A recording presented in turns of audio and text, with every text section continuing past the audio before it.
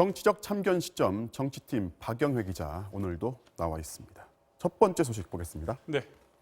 한국당 인재 영입 1호는 갑질 장군인데 한국당이 박찬주 전 육군 대장을 영입을 했는데 예전에 갑질 논란으로 뉴스에 등장했던 그 인물 맞죠? 맞습니다. 한국당의 첫 번째 인재 영입 윤곽이 조금씩 드러났는데 명단에 말씀하신 박찬주 전 육군 대장 포함이 됐었는데 조금 전에 최종적으로 취소하기로 결정이 됐습니다. 네. 말씀하셨던 공관병 갑질 논란이 그만큼 논란이 큰 사안인데 사실 최근까지도 한국당에서는 이 박 전 대장을 조금씩 옹호하는 목소리가 나왔었습니다. 그 발언부터 들어보시죠. 네. 억울한 누명을 써야 했던 박찬주 대장은 문재인 정부가 추진한 적폐 청산은 우리 사회의 주류에 대한 청산이라고 말했습니다. 공감병 갑질이라고 망신을 주고 이게 전부 다 무혐의, 무죄로 다 밝혀진 겁니다. 지금 갑질을 두고서 누명이다, 예. 무죄가 나왔다고 얘기를 하는데 맞는 얘기입니까? 사실과는 좀 다릅니다. 지난 4월 검찰이 무혐의 처분을 한 걸 두고 이렇게 얘기를 하는데 갑질이 없었다는 의미는 아니었습니다. 무슨 얘기인지 영상을 보고 얘기를 계속해 보겠습니다. 네. 호출벨 착용하기, 골프공 굽기, 텃밭 농사 등은 사실로 확인되었습니다. 갑질이 직무에 속하지 않아 직권남용죄를 적용할 수 없다는 어처구니 없는 결론을 내렸다. 갑질은 모두 개인 간의 사적 지시에 불과하다는 논리다. 네, 검찰 조사를 받은 공관병 11명 중에 10명은 장군의 아들 빨래를 했다. 9명은 장군이 골프 연습을 할 때 골프공을 주웠다. 5명은 24시간 상시 호출 장치를 달고 수시로 호출을 당했다. 이렇게 진술을 일관된 공통된 진술이 나왔는데도 이런 골프공 줍기, 빨래 이런 것들은 군인의 본래 직무가 아니기 때문에 직권남용으로 처벌할 수 없다. 이런 결론이 나온 겁니다.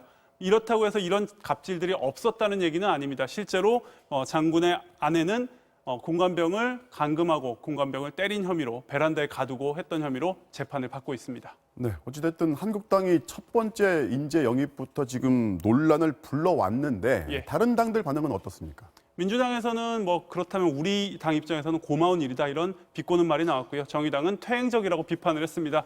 한국당도 저녁 늦게 열린 최고위원 회의에서 아무래도 부적절하다는 의견이 쏟아지면서 결국 영입을 취소하는 그런 상황인데요.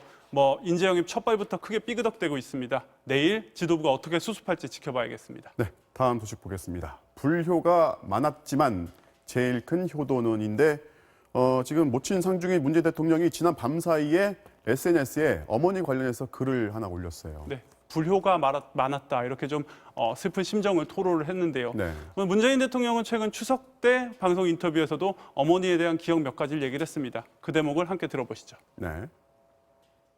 거제에서 이제 집집마다 닭들을 몇 마리씩 키우니까 그 달걀을 머리에 이고 부산까지 가서 시장에 가서 이제 팔고 그런 식의 이제 생활을 쭉 하셨어요. 추석날이었는데 이제 태풍이 이제 들이친 거예요. 벽은 흙벽이었고 판자 문에 저하고 어머니가 그 문고리를 꽉 붙잡고 이제 제 어머니한테 제일 효도했던 게 아마 이때 우리 어머니 모시고 갔던 게 아닌가 싶은데요. 지금 언급했지만 그래도 제일 효도였던 게 이산가족 상봉이었다 이렇게 말을 했어요. 네, 지난 2004년 어머니를 모시고 금강산에 가서 어머니의 동생 그러니까 이모를 처음으로 만나고 왔습니다. 네. 그때 모습도 잠시 영상으로 보시겠습니다. 네.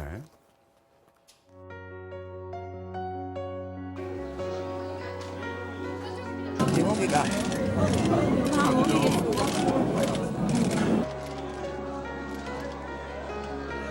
제가 장난이고 문재인 제일 처음 고생을 해서 그래 그 당시에 고생했지. 살아계실 때 어쨌든 간에 이모님은 만나셨고 이런 쪽으로 한번 갈 수 있으면 더 소원이 없는 거죠. 네, 문 대통령은 어머니가 평생 갈 수 없는 고향을 그리워하며 지냈다고 얘기를 했습니다. 마지막 한번 외갓집에 같이 가보고 싶다 이 소원은 끝내 이루지 못했습니다. 네, 오늘은 여기까지 듣겠습니다. 지금까지 박영회 기자였습니다.